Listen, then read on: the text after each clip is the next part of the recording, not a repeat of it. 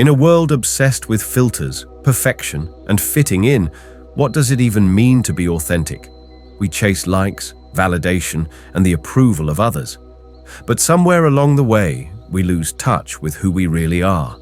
This is a story, not just mine or yours, but ours, of finding the courage to strip away the mask and embrace the raw, imperfect, beautiful truth of being human. Let's talk about what it means to be authentic and how to come home to yourself. From a young age, we're taught to behave, to be good, to fit in, to not stand out too much. We learn to wear masks at school, at work, even with people we love. Maybe you became the overachiever, or the joker, or the quiet one.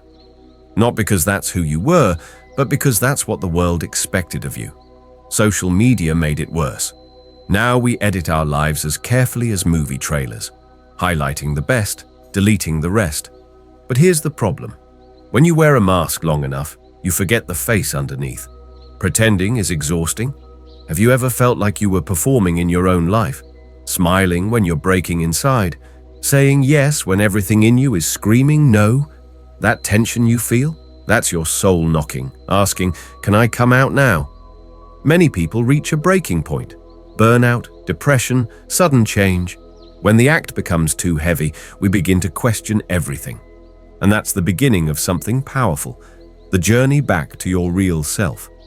Authenticity begins when you stop asking, "Who should I be?" and start asking, "Who am I?" This isn't easy. You have to unlearn years of conditioning. You have to sit with your fears of being judged, rejected, or misunderstood.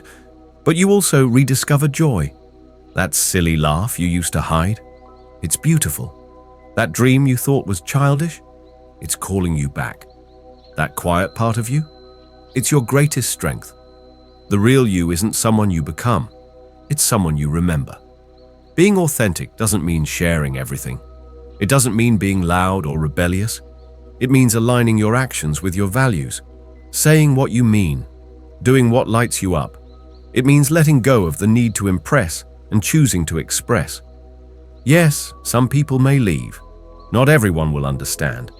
But the ones who stay, they'll love the real you. And more importantly, you'll love you. The world doesn't need more perfect people. It needs more real ones. So take off the mask. Speak your truth. Chase what feels true in your bones, because the most powerful thing you can be is yourself. This isn't the end, it's the beginning. Welcome back to you. Let's be honest, being inauthentic has its benefits. You avoid conflict, you stay in your comfort zone, you make people happy, but there's a cost. The more you hide, the more invisible you feel. You start to wonder why your relationships feel shallow, why you feel disconnected in rooms full of people, why your laughter feels empty. That's the price of pretending, a life that looks right, but feels wrong. There's a beautiful truth that most people forget. When you show up as your real self, your real people find you. Authenticity acts like a magnet. You stop attracting those who want you to perform and start connecting with those who accept you as you are. It might take time. It might feel lonely at first, but the right tribe, the right love, the right life only finds you when you're being you. Authenticity isn't a one-time decision. It's a daily practice. It's saying no when it would be easier to say yes. It's pausing to ask yourself, is this really me? Before you react.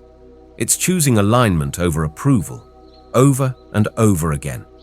Some days, you'll mess up. You'll fall back into old patterns. That's okay. The path back to yourself isn't straight. It's a spiral. Just keep returning. Being authentic doesn't mean being perfect. It means being real, vulnerable, brave. So let the world see you. Not the version you think they want, but the one that's been waiting to breathe, because there is only one you.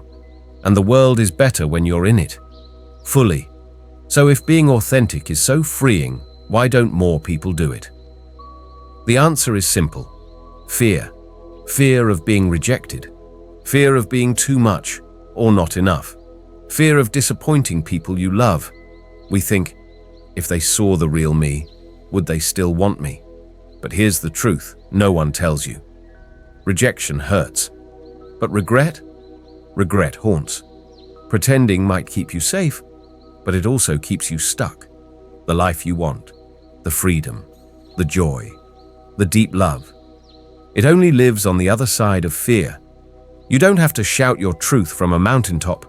Sometimes authenticity looks like speaking up when it's uncomfortable, wearing what you love, not what's trending, admitting you're scared and doing it anyway, choosing rest instead of hustle, laughing like a fool, crying without shame. These are the little rebellions that rebuild your soul.